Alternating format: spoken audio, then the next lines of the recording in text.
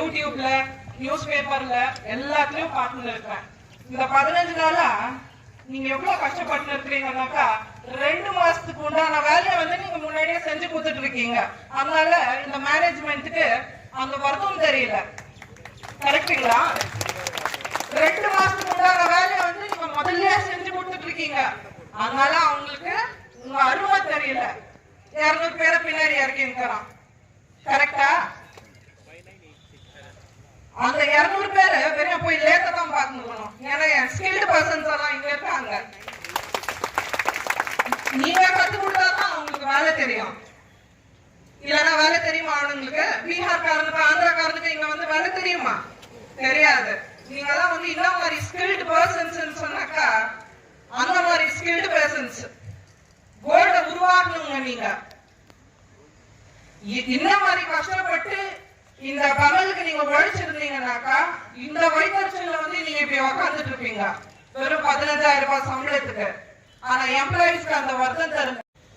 இந்த மாதிரி கஷ்டத்துல நம்மளுக்கு அன்னைக்கு எங்க எம்எல்ஏ மேடமும் சரி, நாங்க கவுன்சிலர்ஸும் சரி, பிரைவேட் பண்றாங்கன்னு சொல்லும் போது 1000 பேரை இங்க சப்போர்ட் பண்ணோம். ஆனா அந்த எம்ப்ளாயிஸ்ங்க இப்போ உங்களுக்கு சப்போர்ட் பண்ணல.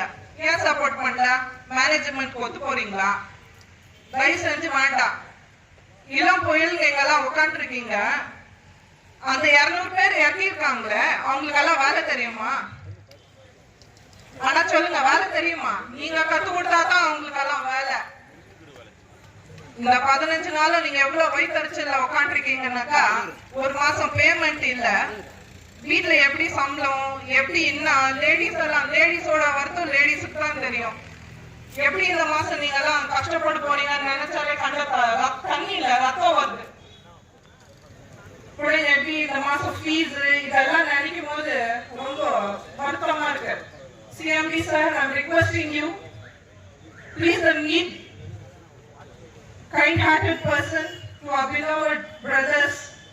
So please needful to them. நீங்க தயவு செஞ்சு இல்லைன்னா உங்க CMD பர்சன் ரிசைன் பண்ணிடுங்க. உங்களுக்கு லாக்கி பத்தல. நீங்க CMD-ஆ இருக்கிறதுக்கு உங்களுக்கு லாக்கி பத்தல. தயவு செஞ்சு ரிசைன் பண்ணிடுங்க. तो चले जाओ, हमारा KGF से चले जाओ. யாரும் தப்பா நினைச்சுக்காதீங்க ஹிந்தியில பேசுறேன்னு சொல்லிட்டு. ஆனா CMD கொஞ்சம் புரியணும் இல்லைங்களா? So please CMD sir, நீங்க ரிசைன் பண்ணிடுங்க.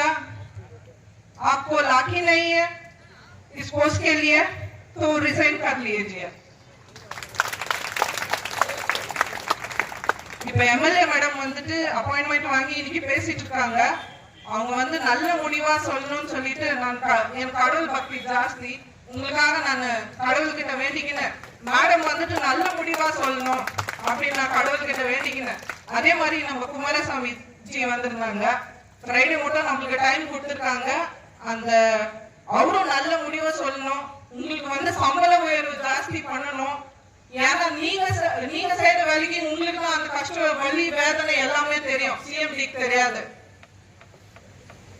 இந்த 15,000 ரூபாய் சம்பளத்துக்கு நீங்க இவ்வளவு கஷ்டப்படுறீங்க. எவனோ ஒருத்தன் அவனுக்கு அவ்வளவு சம்பளம். இன்னும் ரொம்ப அநியாயமா இருக்கு இதெல்லாம் கேட்கறதுக்கு. இந்த மாதிரி இவ்வளவு கஷ்டப்பட்டு இப்படி 15 நாளா நீங்க தர்ணா உட்காந்துட்டு எனக்கு ரொம்ப மனசுக்கு வருத்தமா இருக்கு. இந்த போராட்டம் தொடரக்கூடாது. நீங்க வெற்றி பெறணும்ன்றது நான் வாழ்த்துக்கள் சொல்லிட்டு, அதே மாதிரி இந்த போராட்டத்துக்கு நாங்க உறுதுணையா இருக்கோம். எப்படி உறுதுணையா இருக்கு? நீங்க பேச பந்த் பண்ண சொல்லுங்க. மொத்த வாழ்க்கை நான் இப்ப நிக்க வைக்கிறேன். அது லேடிஸ் எல்லாம் யூடியூப்ல பார்த்துட்டு இருப்பாங்க. இதான் நாங்க நடக்குதுன்னு சொல்லிட்டீங்க. ஆனா அவங்களுக்கு அந்த நம்ம வீட்டுக்காரெல்லாம் உட்காந்துக்கிறாங்க, அண்ணன் தம்பியும் உட்காந்துக்கிறாங்கன்னு அவங்களும் பார்த்துட்டு தான் இருக்கிறாங்க. மொத்த லேடிஸையும் நான் இங்க நிக்க வைப்பேன்.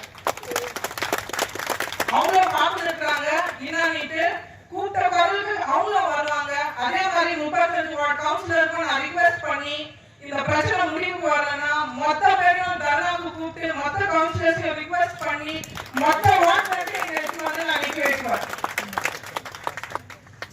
அதே மாதிரி ஸ்கில்டு பர்சன் அன்ஸ்கில்டு பர்சன்ஸ்க்கு கொடுக்க வேண்டிய சம்பளத்தை நீங்க கொடுக்க மாட்டேங்கிறீங்க. எப்படி இதெல்லாம் நியாயம்? பர் டே 1035 rupees உங்களுக்கு வந்து சேரணும். இந்த பகல்ல ஒண்டிதான் சண்டேஸ்ல வந்து சம்பளம் கட் பண்றாங்க. ஆனா வந்துட்டு மீதி ஃபேக்டரிஸ்ல எல்லாம் வந்து சண்டேஸ்ல சேர்த்து சம்பளம் கொடுக்குறாங்க.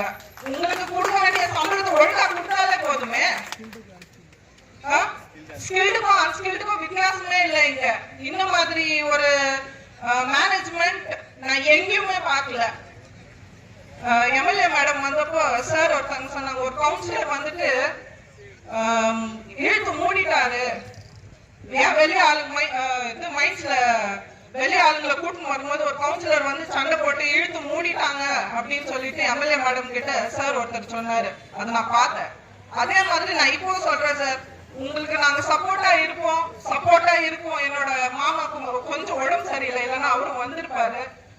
நாங்க ரொம்ப உறுதுணையா உங்களுக்கு நிக்குவோம். இருக்கு மூடுறது இல்ல, பண்ற அளவுக்கு எங்களுக்கு தாக்கத்துக்கு நாங்க வந்து உங்களுக்கு நாங்க சப்போர்ட் பண்ணுவோம். நான் சிஎம்டிக்கு டைரக்டா சார்ஜ் பண்றேன். தயவு செஞ்சு எங்க அண்ணனுங்களுக்கு அவங்களுக்கு உண்டான ஊதியத்தை கொடுத்து அவங்க கஷ்டப்படுறதுக்கு உண்டான ஒரு உயர்ந்தமான சம்பளத்தை கொடுத்து நீங்க அவங்கள வந்துட்டு மதிப்பு கொடுத்து அவங்கள காப்பாற்றணும். இல்லைன்னு சொன்னாக்கா நீங்க போஸ்டர் டிசைன் பண்ணிட்டு வெளியே போயிடுங்க. உங்க பீகார்காரனையும் ஆந்திராக்காரனுக்கு மாத்திரம் ஆன்லைன்ல ஓபன் இருக்கு, என்னோட கேஜஸ் காருக்கு ஆன்லைன்ல ஓபன் இல்ல. அவங்க எப்படி இல்ல? உன்னோட ஸ்டேட்டுக்கு எதனா நீ செய்யணும்னா நீ உன்னோட ஸ்டேட்ல போய் செய்ய, ஸ்டேட்ல செய்யாத. உன்னோட ஸ்டேட்ல போய் நீ செய்ய. உன்னோட ஸ்டேட்டோட அவ்வளவு பாசம் இருந்துச்சுனாக்கா நீ பீகார்க்கோ ஒரிசாக்கோ ஜார்க்கண்ட்கோ போயிடு. தயவு செஞ்சு இங்க கர்நாடகால வேணாம். சிஎம்டியை வந்துட்டு நான் ரிக்வெஸ்ட் பண்ணி கேட்கிறேன் சார், ஆனா எங்க அண்ணனுங்க எல்லாம் பார்க்கும்போது எனக்கு வயிறு எரிச்சலா இருக்குது. எங்க அக்காங்க எல்லாம் உட்காந்துக்கிறாங்க, 15 நாளா சம்பளம் இல்லாத இவ்வளவு கஷ்டப்பட்டு இருக்கிறாங்க. அவங்களுக்கு உண்டான ஊதியத்தை கொடுத்துட்டு தயவு செஞ்சு வந்து நீங்க அவங்களை காப்பாத்தி கொடுங்க. அவங்க இல்லைன்னா இந்த போராட்டம் தொடரும். இது தொடர்றதுக்கு நாங்க வந்துட்டு உறுதுணையா நின்றுனே இருப்போம். எம்எல்ஏ மேடம் வந்து இப்போ என்ன பதில் சொல்றாங்கன்னு பார்த்துட்டு அதுக்கப்புறமா நாங்க எங்க முடிவை சொல்லுவோம். நன்றி.